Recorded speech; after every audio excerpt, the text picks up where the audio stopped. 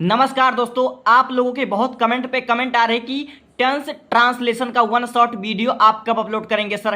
ठीक है, तो आप लोगों के बहुत डिमांड पर मैं यह वन शॉट वीडियो तैयार करने जा रहा हूं। दोस्तों, इस वीडियो में जो मेरे सब्सक्राइबर हैं वो तो अच्छी बात है, जो लोग नए हो और अगले क्लास में गए हो, अगर आपका अगले साल बोर्ड एग्जाम है या फिर इसी साल आप लोग बोर्ड एग्जाम देने वाले हो, आप लोगों को इंग्लिश वीक है, ट्रांसलेशन आपको समझ में नहीं आता, ट्रांसलेशन का टी समझ में नहीं आता, टेंस का टी समझ में नहीं आता, present tense, past tense, future tense का पीएफ नहीं समझ में आता, तो दोस्तों आप यकीन मानो, मैं आपको विश्वास दिलाता हूं कि इस 1 घंटे की वीडियो में मैं आपको बैक बेंचर से टॉपर बना दूंगा। दोस्तों, बैक बेंचर से टॉपर बना दूंगा, जीरो से हीरो बना दूंगा। बस आप लोग मुझ पर एक बार विश्वास कीजिए, ठीक है। और हाँ, मेरे पास उतना सुविधा नहीं है कि मेरे पास डिजिटल बोर्ड हो या फिर मेरे व्यूज शायद उतने ना हो। तो दोस्तों, कई बार ऐसा होता है कि लोग बेहतर के तलाश में बेहतरीन को खो देते हैं, तो आप लोग ऐसा गलती मत कीजिएगा। मैं आपको इस तरह से पढ़ाऊंगा, समझ लीजिए कि आपका आईक्यू लेवल चेक करके फिर पढ़ाऊंगा, ठीक है। तो आप लोगों को गारंटी के साथ समझ में आ जाएगी। तो शुरू करता हूं बिना देर किए हुए, ठीक है। दोस्तों, ट्रांसलेशन में टेंस कितने प्रकार के होते हैं, ठीक है, प्रत्येक के कितने पार्ट होते हैं, ये आप लोगों को पता ही है कि टेंस 3 प्रकार के होते हैं, प्रेजेंट, पास्ट, फ्यूचर। तो ये सब बताकर मैं टाइम वेस्ट नहीं करना चाहूंगा, क्योंकि मुझे वन शॉट वीडियो आपको देना है, one shot video, present tense पूरा, फ्यूचर टेंस पूरा और पास्ट टेंस पूरा। इसलिए मेरे पास उतना पर्याप्त समय नहीं है, इसलिए मैं आपको जो 12 टेंस आपको बनाने होते हैं उसको line by line, step by step समझाता हूं, ओके। तो सबसे पहले हम देखते हैं present indefinite tense. Present indefinite tense का ट्रांसलेशन हम कैसे बनाएंगे, प्रेजेंट इंडेफिनिट टेंस की पहचान क्या होती है, तो इसको आप लोग ध्यान से देखिए, ठीक है। प्रेजेंट इंडेफिनिट टेंस की पहचान होती है कि जिन वाक्यों के अंत में ता है, ती है, ते हैं आदि शब्द आते हैं, उन्हें प्रेजेंट इंडेफिनिट टेंस कहते हैं। जिन वाक्यों के अंत में ता है, ती है, ते हैं आदि शब्द या फिर केवल है शब्द आए, तो वहां पर भी हमारा प्रेजेंट इंडेफिनिट टेंस ही होगा। तो ये हो गई इसकी पहचान, ठीक है। आप लोग अपना पूरा ध्यान इस वीडियो पर केंद्रित करो, गारंटी के साथ समझ में आएगा। अब देख लेते हैं इसका जो अफर्मेटिव सेंटेंसेज होता है, ठीक है। सेंटेंस भी 3 प्रकार के होते हैं, अफर्मेटिव, निगेटिव, इंट्रोगेटिव, ओके। तो अफर्मेटिव जो सेंटेंसेज होते हैं उसको बनाने के जो हमारे रूल होते हैं, सबसे पहले हमको रूल को भी समझना होगा। तो हमारा जो प्रथम रूल होता है, first rule, he, she, it, एक वचनकर्ता के साथ वर्ब में, एक वचनकर्ता के साथ वर्ब में यस या यस जोड़ते हैं, ठीक है, यस या ईएस लगाते हैं। जैसे वह काम करता है, ठीक है, तो इसका हो जाएगा ही वर्क्स, ठीक है। ही वर्क्स, वह काम करता है, तो इसमें ही जो हमारा है वह हमारा एक वचन करता है, इसलिए हमने वर्क में यस शब्द को यूज किया है, वर्क में हमने यस को लगाया। अगर इसी के जगह पर होता मैं काम करता हूं, तो यहां पर मैं आई वर्क लगाता या वर्क लगाता, ठीक है। इसमें वर्क में यानी कि वर्क में हम यस या ईएस नहीं लगाते, क्यों? क्योंकि आई हमारा बहुवचन है, या फिर वे काम करते हैं तो दे वर्क, इस प्रकार हमारा बन जाएगा। वर्क में हमको यस या एस नहीं लगाना है, यदि सब्जेक्ट हमारा बहुवचन हुआ तो, ठीक है। तो हमने क्या कहा, ही, सी, इट, एक वचनकर्ता के साथ हमें वर्क में यस या एस लगाना है, लगाते हैं हम, ठीक है। अब हम बढ़ते हैं रूल दूसरे पर। अब देखिए, जो हमारा दूसरा रूल है, आई, वी, यू, दे, बहुवचन के साथ हमको यस या एस नहीं लगाना है वर्ब में, ठीक है। हमने अभी बताया कि अगर हो जाए कि मैं काम करता हूं तो आई वर्क रहेगा, हम वर्ब में यानी कि वर्क में यस या एस नहीं लगाएंगे, या क्यों? क्योंकि यह बहुवचन है, ठीक है। वे काम करते हैं तो दे वर्क होगा, ठीक है। यहां पर हम यस या एस नहीं लगाएंगे वर्ब में। तो ये दोनों रूल आपको बहुत ही बेहतरीन तरीके से समझ में आ गए होंगे। अब हम रूल थर्ड पे यानी कि हम स्ट्रक्चर की तरफ बढ़ते हैं, ठीक है। स्ट्रक्चर हमारा कहता है सब्जेक्ट प्लस वर्ब का फर्स्ट फॉर्म प्लस यस या फिर es plus object plus other word, फिर उसके बाद अंत में फुल स्टॉप लगाने हैं हमको। तो ये जो हमारा स्ट्रक्चर है यह एक वचनकर्ता के लिए है, ठीक है। यह एक वचनकर्ता के लिए, पहले वाले के लिए, यह एक वचनकर्ता वाले के लिए स्ट्रक्चर है। सब्जेक्ट प्लस वर्ब का फर्स्ट फॉर्म प्लस यस या es plus object plus other word, फिर उसके बाद फुल स्टॉप। अब यदि कर्ता हमारा बहुवचन हो, ठीक है, तो उसके लिए जो हमारा स्ट्रक्चर होगा सब्जेक्ट प्लस वर्ब का first form plus object plus other word, फिर उसके बाद अंत में फुल स्टॉप, ठीक है। इसमें हमको यस यस नहीं लगाने हैं वर्ब में, ठीक है। आप लोगों ने यह 3 रूल समझ लिए। अब हम बढ़ते हैं एग्जाम्पल की तरफ से। प्रेजेंट इंडेफिनिट टेंस में केवल आप 3 रूल समझ जाओ, उसके बाद आप लोगों को कुछ करने की जरूरत ही नहीं है, ठीक है। अब हम बढ़ते हैं एग्जाम्पल की तरफ, ठीक है। एग्जाम्पल हम बहुत ही बेहतरीन तरीके से आपको समझाएंगे और आप लोग वीडियो में अंत तक बने रहेंगे और कुछ समझने आए हो यहाँ पर। आप खुद से प्रॉमिस कीजिए कि आज हम इस वीडियो में कुछ ना कुछ तो समझकर ही दम लेंगे, ओके। अब देखिए हमारा पहला एग्जाम्पल जो हमारा दिया हुआ है, मैं प्रतिदिन विद्यालय जाता हूं। ठीक है, मैं प्रतिदिन विद्यालय जाता हूं, ऐसा वाक्य आपने बहुत बार सुना होगा। अब इसको ट्रांसलेशन कैसे करते हैं, इसको आप बहुत ही ध्यान से देखिए। हमने आपको यही बताया कि प्रेजेंट इंडेफिनिट टेंस की पहचान होती है कि जिन वाक्यों के अंत में ता है शब्द आए, जिन वाक्यों के अंदर में ता है, ती है, ते हैं, ता हूं आदि शब्द आए, उन्हें प्रेजेंट इंडेफिनिट टेंस कहते हैं। तो लिखा हुआ है मैं प्रतिदिन विद्यालय जाता हूं, तो वाक्य के अंत में ता हूं शब्द आया, तो यह हमारा हुआ प्रेजेंट इंडेफिनिट टेंस। अब इसको बनाने के लिए सबसे पहले हम इसमें देखेंगे कि सब्जेक्ट क्या है। तो सब्जेक्ट हमारा वही होता है जिसके बारे में कुछ कहा जाए। जैसे मैं प्रतिदिन विद्यालय जाता हूं, तो इसमें सब्जेक्ट क्या हुआ, सब्जेक्ट हुआ आई, यानी कि मैं।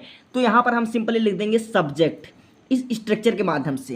ठीक है, इस स्ट्रक्चर के माध्यम से। अब आई हमारा बहुवचन है, चूंकि हमारा जब बहुवचन है तो आई के साथ हमको वर्ब में यस यस नहीं लगाने हैं, और इसको बनाने के लिए हमको दूसरे वाले स्ट्रक्चर को फॉलो करने हैं। ओके, ठीक है, तो हमारा आई सब्जेक्ट हो गया, और इस स्ट्रक्चर के माध्यम से हमको वर्ब अब ढूंढना है। ठीक है, तो वर्ब हमारा क्या है, वर्ब हमारा जाता हूं, ये हमारा वर्ब हो गया। ठीक है, जाना हमारा वर्ब हो गया, तो सिंपली हम लिख देंगे गो।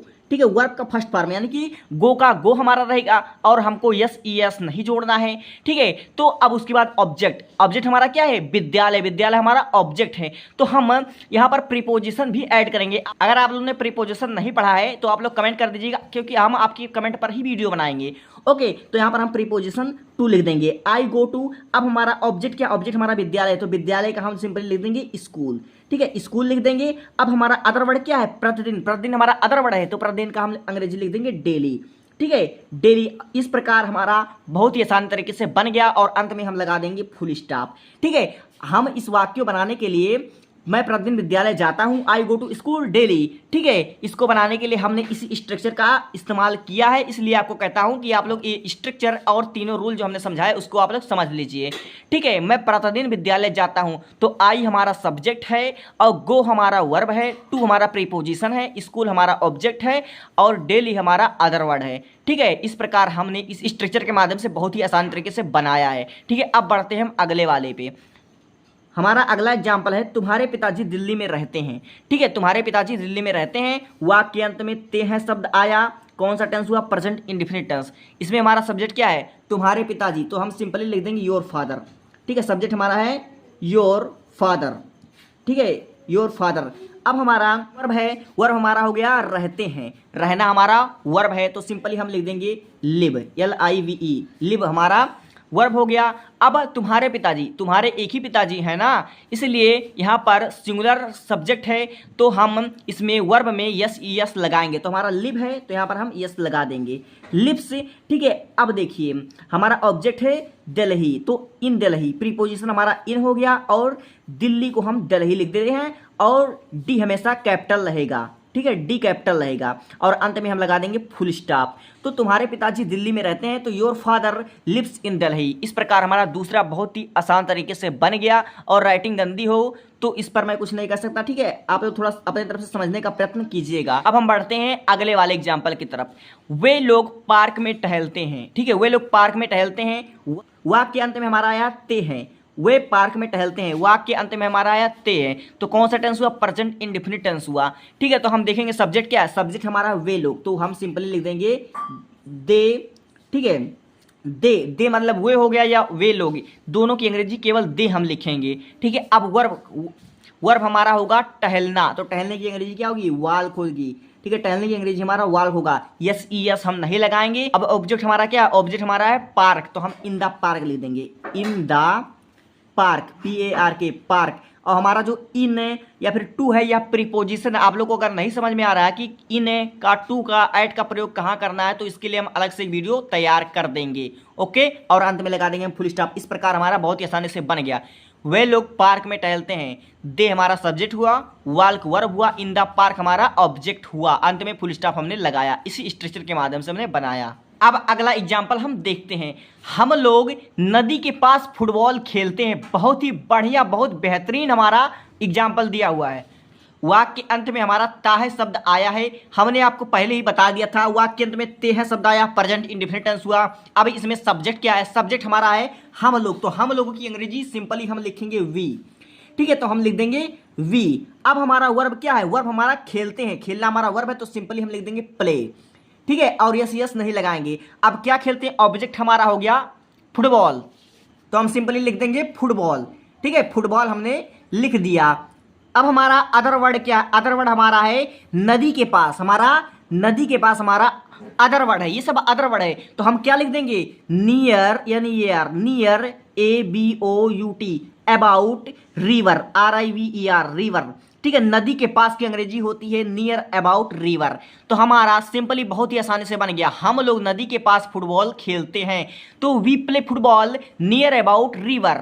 ठीक है, वी हमारा क्या सब्जेक्ट है, प्ले हमारा वर्ब है, और फुटबॉल हमारा ऑब्जेक्ट है, नियर अबाउट रिवर ये हमारा अदर वर्ड है। ओके, आप लोगों के समझ में आ रहा है या नहीं, आप लोग कमेंट करते रहिए। ठीक है, अब हमारा अगला देखिए, पृथ्वी सूर्य के चक्कर लगाती है। ठीक है, पृथ्वी सूर्य के चक्कर लगाती है, ये भी हमारा बहुत आसान है। अंत में हमारा ती है शब्द आया, प्रेजेंट इंडेफिनिट टेंस हुआ, तो इसमें सब्जेक्ट हमारा क्या, सब्जेक्ट हमारा है इर्थ, तो सिंपली हम लिख देंगे द इर्थ EARTH, इर्थ हमारा सब्जेक्ट हो गया। अब देखिए चक्कर लगाती है, चक्कर लगाना हमारा क्या हुआ, वर्ब हुआ, तो हम सिंपली लिख देंगे रिवोल्स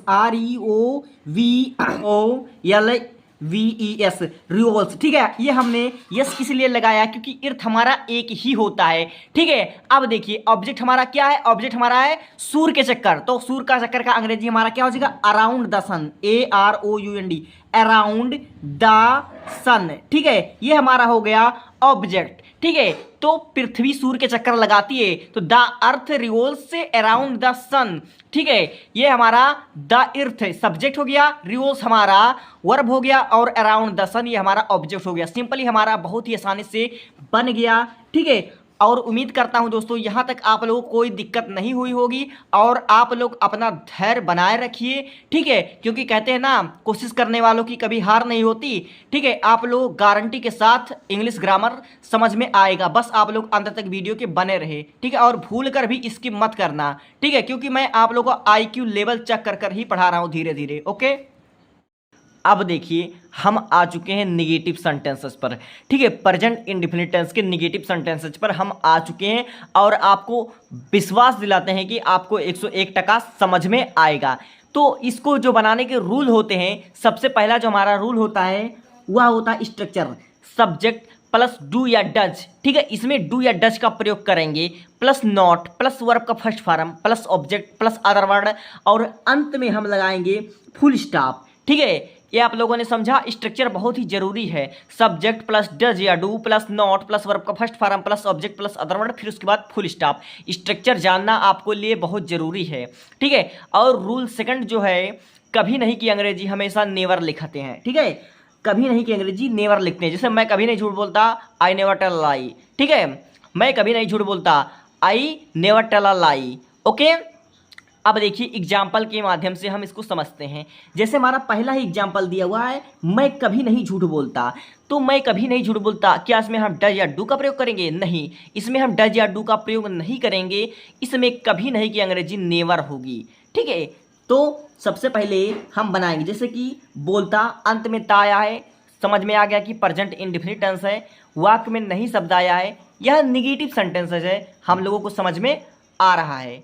ओके, अब हम इसको बनाएंगे कैसे, सबसे पहले इसमें देखेंगे सब्जेक्ट क्या है, सब्जेक्ट हमारा है आई, तो सिंपली हम लिख देंगे आई। ठीक है, आई हमने लिख दिया सिंपली। अब देखिए नेवर, अब हम इसके बाद नेवर का प्रयोग करेंगे। ठीक है, आई नेवर हेल्पिंग वर्ब, यानी कि डज या डू के स्थान पर हम नेवर का प्रयोग करेंगे, तो यहाँ सिंपली हम लिख देते हैं नेवर, NEVER नेवर। अब देखिए झूठ बोलना, वर्ब हमारा क्या है, टेल अलाई। ठीक है, टेल, टेल मतलब होता है बोलना, टेल हमारा क्या है, वर्ब है, और अलाई हमारा ऑब्जेक्ट है, झूठ बोलना, झूठ हमारा क्या ऑब्जेक्ट है, तो टेल ALIE लाई, और अंत में हम लगा देंगे फुल स्टॉप। ठीक है, ये हमारा निगेटिव है, आई नेवर टेल अ लाई। ठीक है, नेवर मतलब होता है कभी नहीं, और दोस्तों मेरा नेवर जो है एच टाइप का थोड़ा बनता है, इस पर आप लोग कंफ्यूज मत होइए, यह यन है। ठीक है, अब देखिए गणित वाले अध्यापक हमको नहीं मारते हैं, हमारा जो नेक्स्ट एग्जाम्पल है, गणित वाले अध्यापक हमको नहीं मारते हैं, हमारा और उनसे ज़्यादा व्यवहार है। ठीक है, तो इसको हम बनाएंगे कैसे, सबसे पहले हम देखेंगे वाक्य अंत में ते है आया है, तो यह कौन सा टेंस हुआ, प्रेजेंट इंडेफिनिट, और नहीं भी आया है तो यह हुआ निगेटिव। ठीक है, यह निगेटिव सेंटेंसेज हुआ। ओके, तो इसमें सब्जेक्ट हमारा क्या हुआ, सब्जेक्ट हमारा हुआ गणित वाले टीचर, तो सिंपली हम लिख देंगे मैथ्स टीचर, सब्जेक्ट हमारा हो जाएगा maths teacher, TEACHER, math teachers, ये हमारा हो गया सब्जेक्ट, ठीक है, मैथ टीचर्स। अब यहाँ पर हम नहीं आया है, निगेटिव आया है, तो यहाँ पर हम डू या डच का प्रयोग करेंगे, मगर यहाँ पर बात हो रही है गणित वाले टीचर, ठीक है, यानी कि गणित वाले टीचर, ओनली मैथ टीचर, एक अध्यापक की बात हो रही है, इसलिए यहाँ पर हम डच का प्रयोग करेंगे, ठीक है, यहाँ पर हम डच का प्रयोग करेंगे। तो सिंपली हम लिख देंगे डज। अब निगेटिव है, नॉट तो हमें लगाना ही पड़ेगा, तो डज नॉट। अब देखिए मारते हैं, मारना, पीटना या सजा देना, इन तीनों की अंग्रेजी एक होती है, वह होती है बीट। ओके, तो सिंपली हम लिख देंगे बीट, वर्ब का फर्स्ट फॉर्म बीट। अब देखिए हमको, बीट मतलब पीटना होता है, ये हमारा हो गया वर्ब, और हमको, हम हो गए ऑब्जेक्ट। ओके, तो सिंपली हम लिख देंगे अस, ठीक है, मैथ वाले टीचर हमको नहीं मारते हैं, तो इसका अंग्रेजी हो जाएगा math teachers does not beat us. Okay, math teacher हमारा सब्जेक्ट हुआ, डज नॉट ये हमारा हेल्पिंग वर्ब हुआ, बीट हमारा वर्ब हुआ, और अस हमारा ऑब्जेक्ट हुआ। ओके, आप लोगों के समझ में आ रहा होगा बहुत अच्छे तरीके से। अब ये दो एग्जाम्पल कराने के बाद हम पहुंचते हैं इंट्रोगेटिव सेंटेंसेज पर। ओके, इंट्रोगेटिव सेंटेंसेज पर, इंट्रोगेटिव सेंटेंस या फिर अगर वाक इंट्रोगेटिव निगेटिव हो, ठीक है, वाक अगर इंट्रोगेटिव निगेटिव हो तो सब्जेक्ट और वर्ब के बीच में हमको नॉट लगाना है। ओके, अब देखिए इंट्रोगेटिव सेंटेंसेज भी दो प्रकार के होते हैं।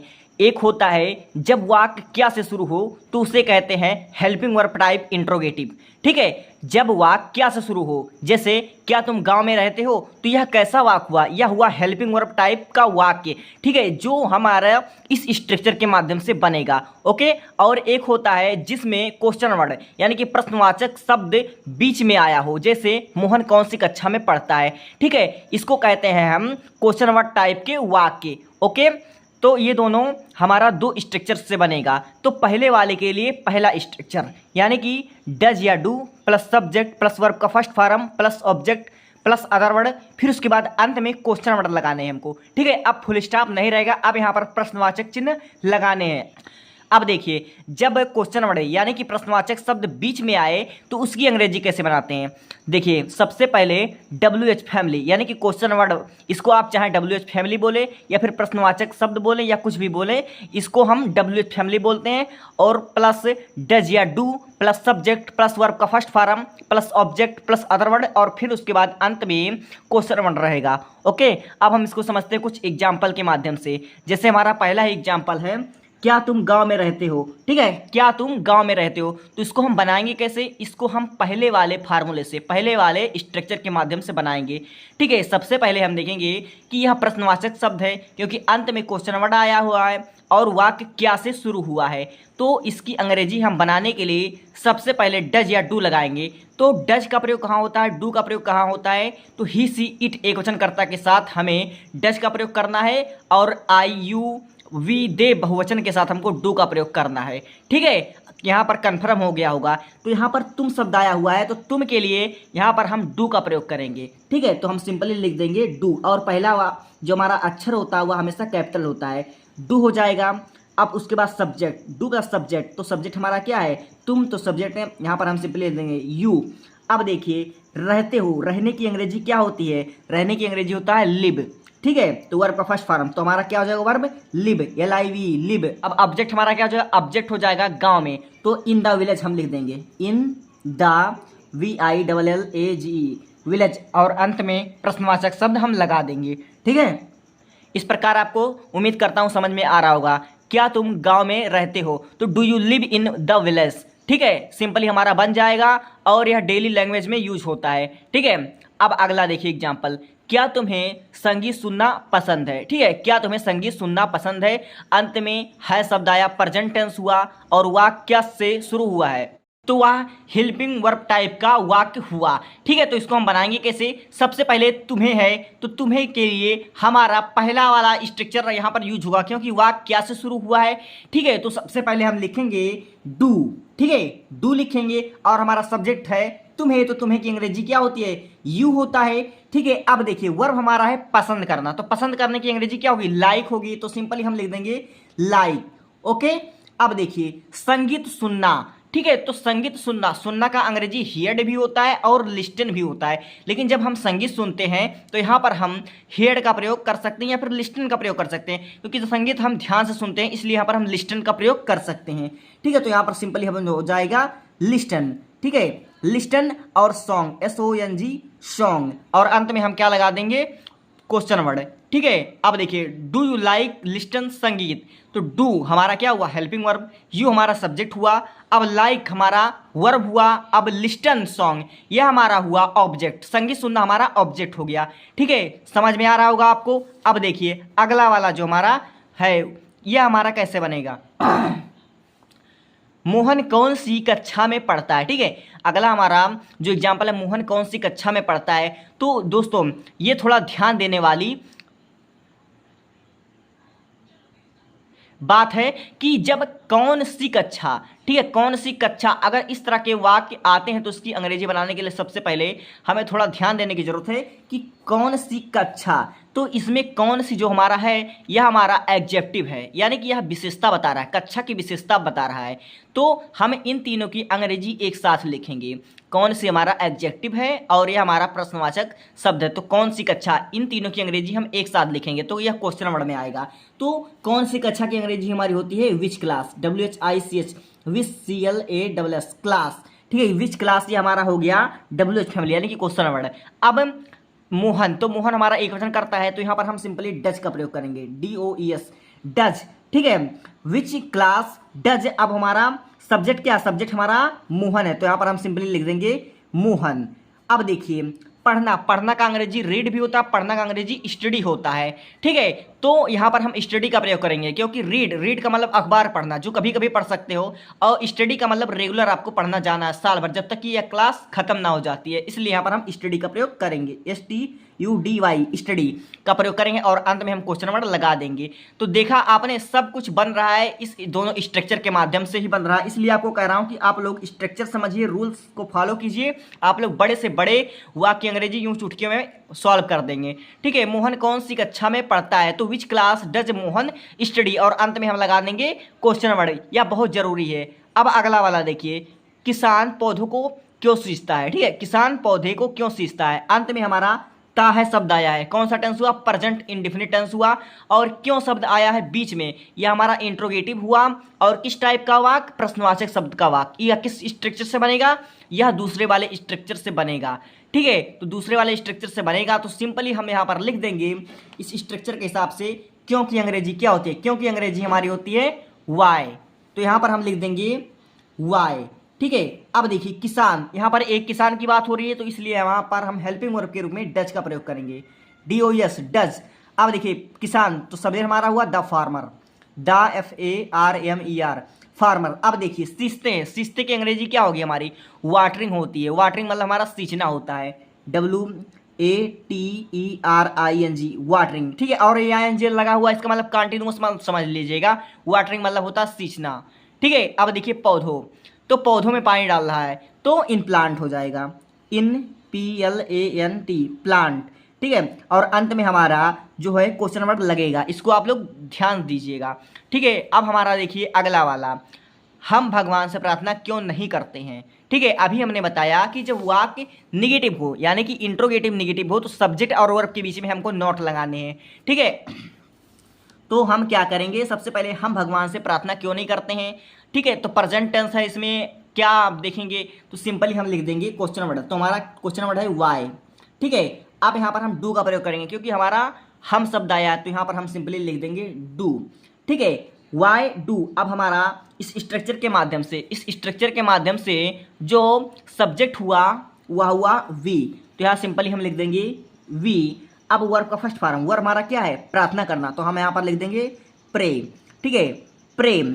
और फिर उसके बाद हमारा ऑब्जेक्ट किसका है, ऑब्जेक्ट हमारा क्या है, भगवान से, तो यहाँ पर हम लिख देंगे गॉड, टू GOD, गॉड की अंग्रेजी हमारे साथ G कैपिटल रहेगा। ठीक है, why do we pray to God, हम भगवान से प्रार्थना क्यों नहीं करते हैं, नहीं शब्द आया है तो यहाँ पर हम नॉट लिखेंगे, नॉट प्रे, ठीक है, नॉट लिख देंगे। Why do we not pray to God, और अंत में हम क्वेश्चन मार्क लगा देंगे।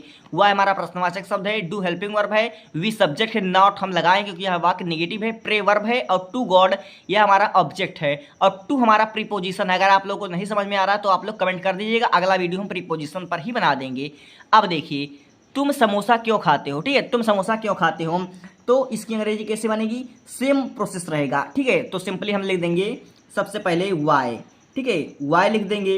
अब वहां पर हम लिखेंगे डू, क्योंकि यहाँ तुम शब्द आया, तुम हमारा बहुवचन के अंतर्गत आता है, तो यहाँ पर हम लिख देंगे डू। अब सब्जेक्ट हमारा होगा यू।